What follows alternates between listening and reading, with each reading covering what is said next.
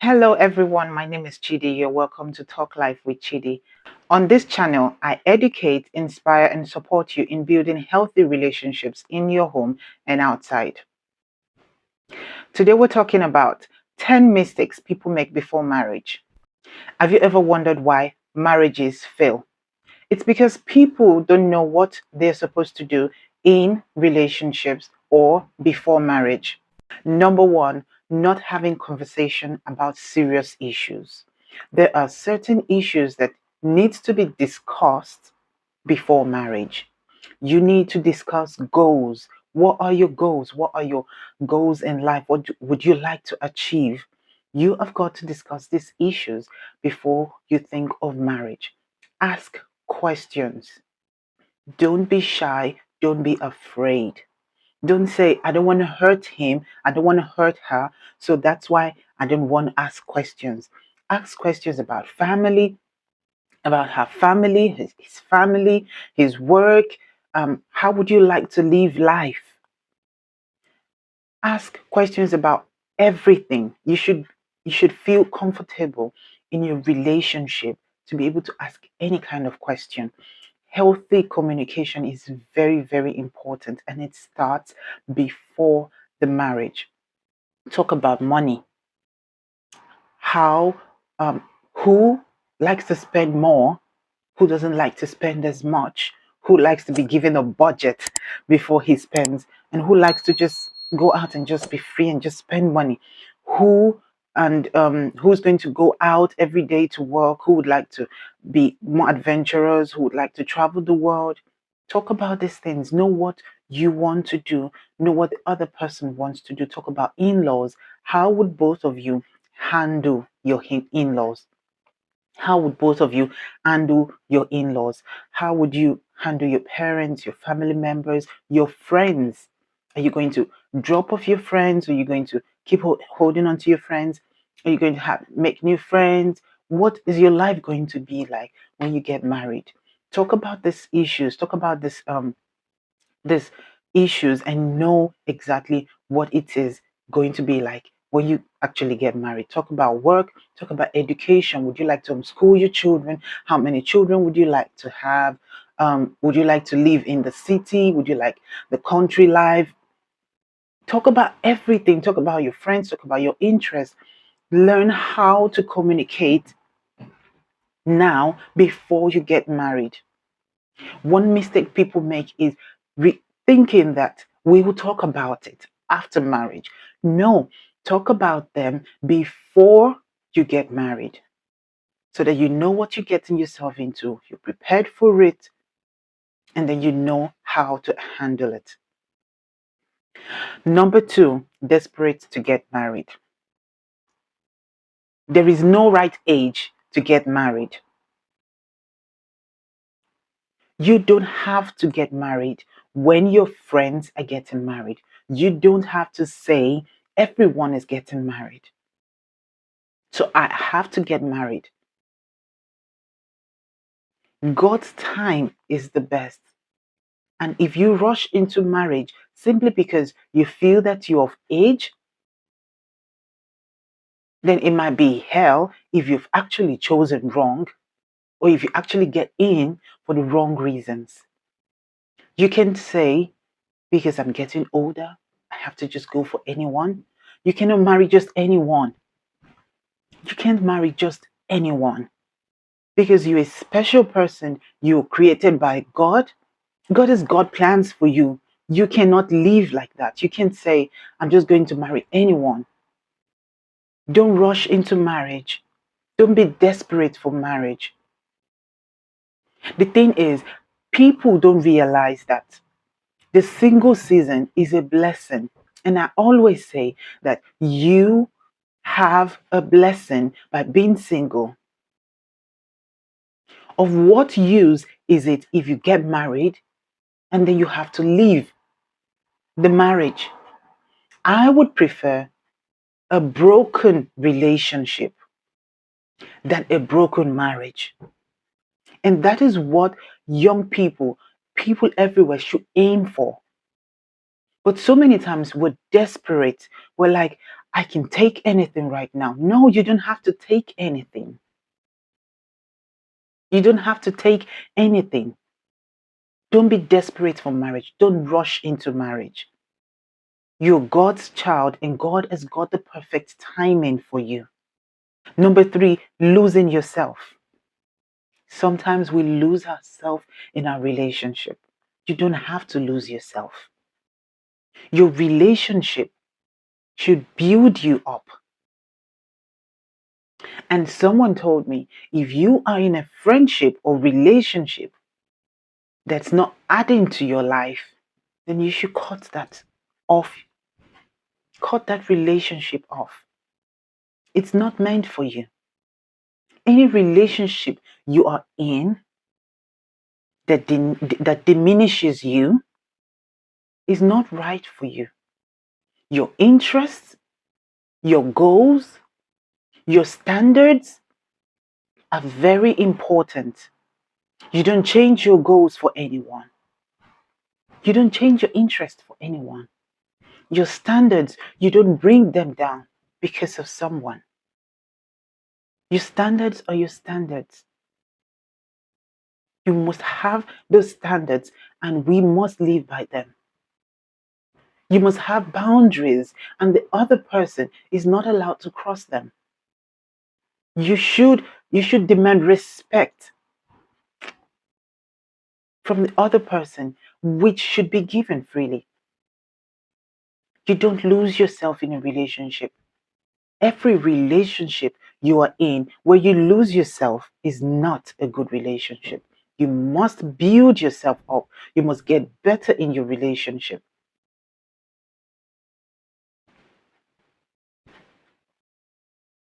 Number 4, not preparing for marriage. I've heard people say that I don't have to attend marriage programs because I'm not like going to get married anytime soon. No. As long as you've got marriage on your mind somewhere, even if it takes 10 years, read. Read about marriage. Read about parenting. Read about everything that you can read to improve yourself in the Lord.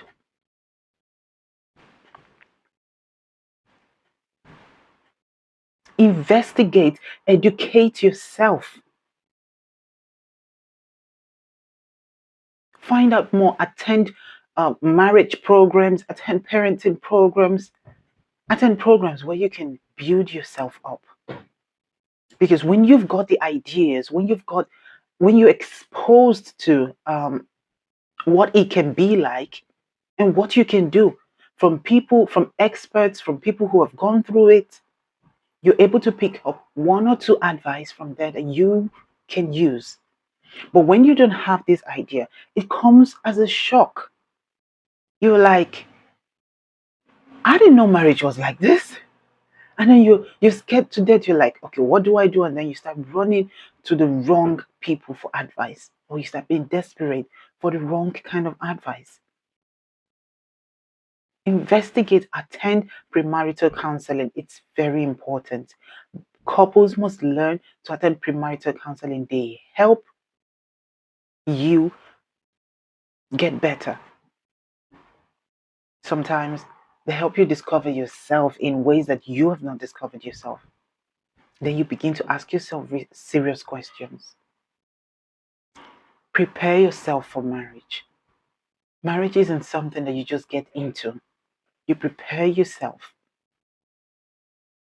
Now, if you have not subscribed to this video, I'd advise you do so, because the last point I'm going to mention is going to be a very great one. Please subscribe to this video. And to our returning subscribers, we love you. Number 5, ignoring red flags. Don't ignore the slightest gut feeling you have about someone. Don't ignore it. Don't ignore red flags.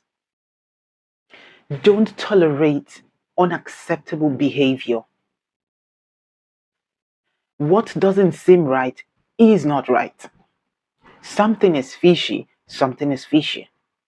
If you've got that feeling, then there's something really wrong. You should talk, you should watch it. That gut feeling, that those signs you're seeing could be God trying to talk to you, trying to tell you something. Don't ignore it. And I believe that the Holy Spirit is always there to give us that insight to know when something is not right. And trust Him. Don't sweep things under the rug and say, well, let's just go ahead with it. No, don't go ahead with it. Don't sweep things under the rug. If you've got to discuss it, discuss it. If you've got to separate for a time to learn, separate for a time to learn.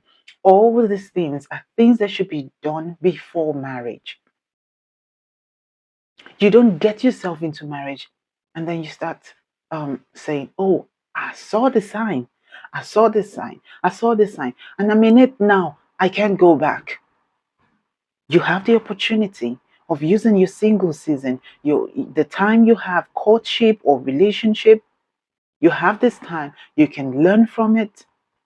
You can get better here and know exactly what you're getting yourself into. So don't ignore the red flags. Number 6, taking up the project of fixing the other person. You can't fix no one. If the person smokes before you get married, it's going to smoke after marriage. If the person drinks before marriage, he or she's going to drink after marriage. The person goes from one woman to the other. It's not going to stop after marriage. Don't you think that you can change anyone? I know that we're asked to preach the gospel, but you're not preaching. You're not the Holy Spirit who changes people's hearts. The Lord will do the job. You cannot take up that task. You can be friends, all right. But if that's not part of what you know you can deal with, don't get yourself in it. And don't say, oh, I thought she said she was going to change when we get married. Or I thought he said he's going to stop when we get married. No, people don't change that easily, baby. Number 7, marrying for the wrong reasons. Because I'm pregnant for him, I have to get married to him. Because she's pregnant for me, she has to get married to. I have to get married to her. No, you don't have to get married to someone because the person is pregnant for you.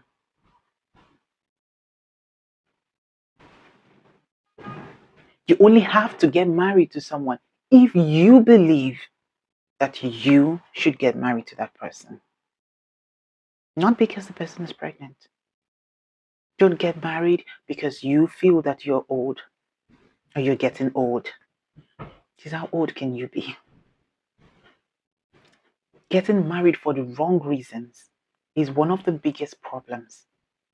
Because we have, let me ask, what is the reason for marriage? What is the reason for marriage? Marriage should be a little heaven on earth. Marriage should be a home that you long to go to every time. That's what marriage should be. It shouldn't be a place where you're trying to run out of. It shouldn't be a place where you're unhappy. So you getting married for the wrong reasons is just going to spoil your happiness. But when you realize that God has created marriage to bless you, then you know that you can't get married just for any reason. You're getting married to someone because of his wealth. And you're saying, as long as he's wealthy, I'm okay. Babe, I have discovered from my research that money is one of the least reason why people end up in a divorce. So if you think that's your problem, I bet you that ain't your problem at all. So don't get married to someone simply because of the person's wealth. to fulfill a parent's wish.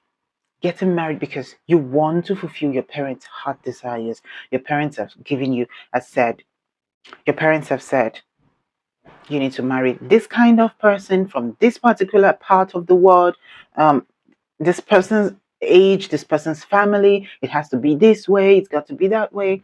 Look, I know that our parents love us so much and they want the best for us. But at the end of the day, it is your choice. It is, what does God say about my relationship? It is, what does God feel about what I'm about to do? And I believe that your parents will get to understand when you make the right decision. Because every parent's wish is for their children to be happy, to be safe. Getting married for selfish reasons is not going to help. You can afford to get married for the wrong reasons. Number 8, marrying an emotional baggage. You don't want to bring problems on yourself when you marry someone who hasn't healed from past trauma or hurt. Like I said earlier, you can change someone. So if you're going to help the person, or if the person is going to change, the person has got to change before your marriage. Being in a relationship with someone who is draining, emotionally draining you, you're the one who is giving your 80%, your 90%, your 95% every single time in the relationship, is not a good sign.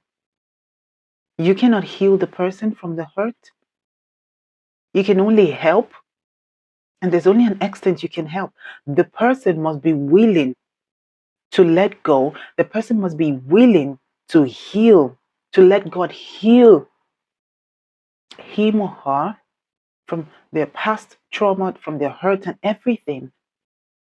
It is not your job. Your job is to be a friend, yeah, be loving and be caring. But healing comes from God, and the person must be willing to heal completely. Don't marry an emotional baggage. Don't marry someone who comes to you every single time there is everything negative about the person. Because you are going to be part of that circle very soon if you are not careful. So watch it. If you find someone like that, you can help more than you can help. Only God can heal every hurt. Don't marry someone who drains you. Let your partner fill you up. You should be in a relationship where you feel lifted, empowered, inspired, motivated to live your best life. Someone who shares your dreams with you, someone who shares your goals with you, someone who wants to achieve more than you can ever imagine, someone who's responsible. Number 9, get into blood with the idea of wedding. I think a lot of people believe in the wedding day than the actual wedding.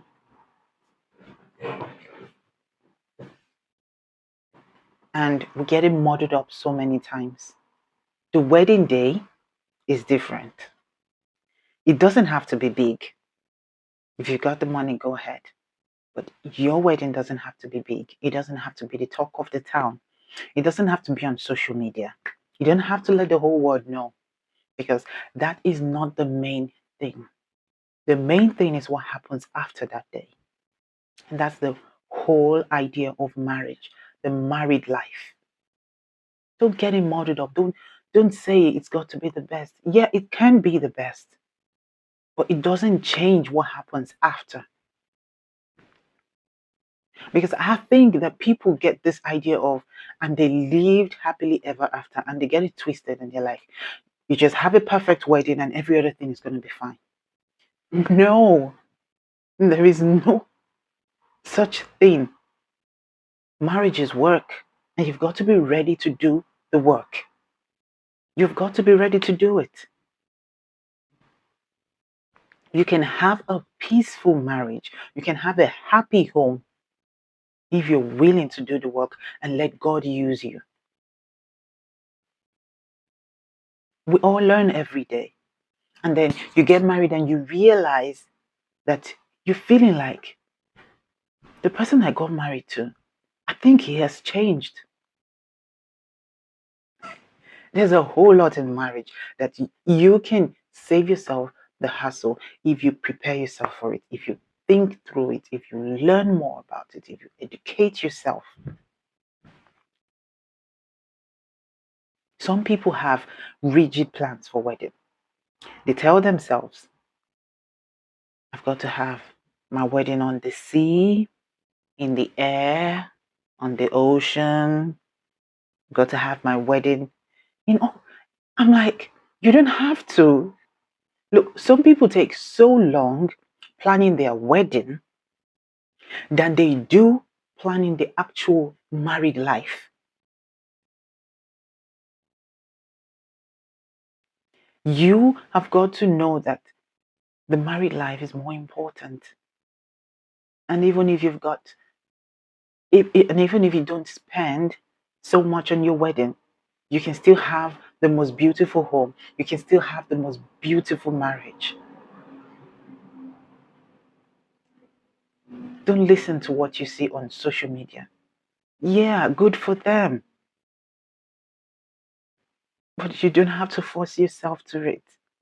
You don't have to have a rigid wedding plan. You don't have to say, I've got to do this for my wedding and all of that. Some people take too long in relationship that they ask themselves at the end of the day, we're in it already. Do we have to get married? After all, we're already like 10 years in this relationship.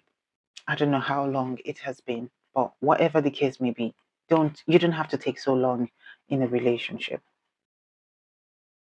I would say personally, at least 2 years is enough to know someone and go ahead with a marriage. You don't have to have a long relationship. And I think this having long relationships is really damaging. So you need to watch it. One is very important. Not talking to God about it.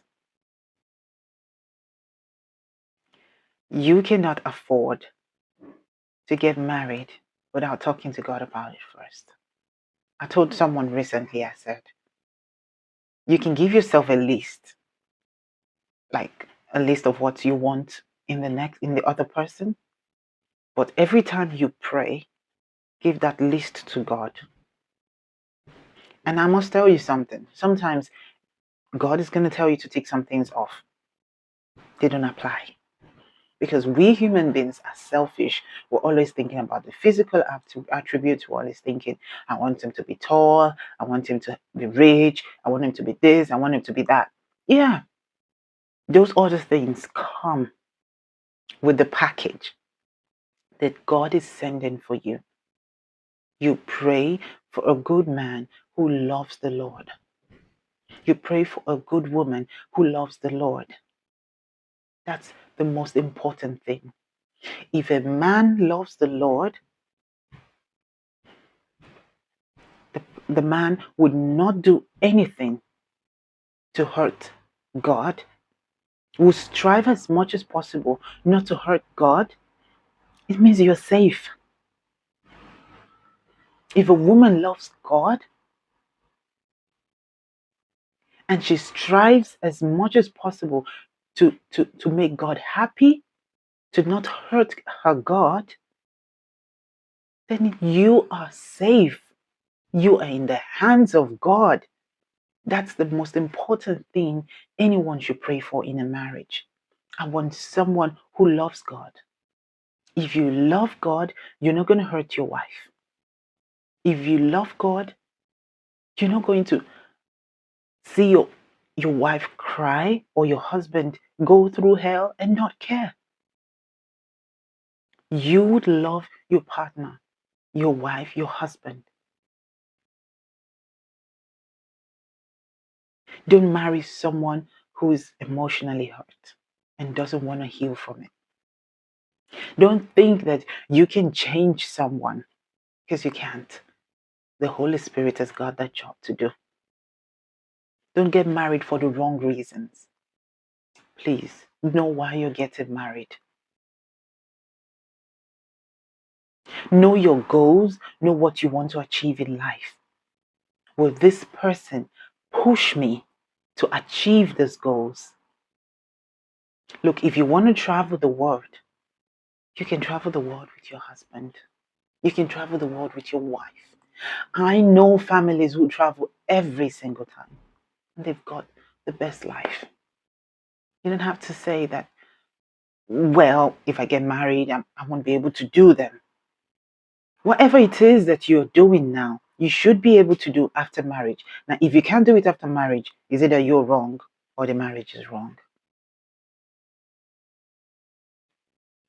The reason why people divorce, marriage is not at the top of that list. It's way down, down, down in the list. So don't think that you need to marry someone for his wealth. Know yourself. It's important. Know yourself. Know what you want. Know what you don't want. Know what you don't like. Have standards. Don't change your standards because you feel that you're getting older and no one is going to want to marry you. Who said so? I know someone who, by the standard in our country, they would say she was old enough. And then I asked her, she said, the secret is I have a loving home now because I didn't change my standards. Look, if you have to change your standards, it could be that the standards were based on a lie in the first place. But if you've got heavenly standards, godly standards, you don't have to change it for a man or for a woman. You don't have to change it for anyone. And if you believe in God, you're going to have a sweet home. People still have happy homes today. And I'm encouraging you to believe in that. And I'm encouraging you also to prepare yourself. These are 10 mistakes that I believe people overlook. People don't realize it. People don't even know them. If I've shared some value, please like this video. Please subscribe. Please share. Leave a comment. I'd like to know your thoughts about this. Parents, I'm encouraging you to inspire your children. Talk to your children. Pray for your children. Tell them they would have beautiful homes. You would have beautiful homes. You have peaceful homes. You find a godly man. You find a godly woman. It's all about knowing who you are, knowing that you're God's child, keeping yourself for God, and God will continue to bless you. I'll see you guys in my next video. Bye for now.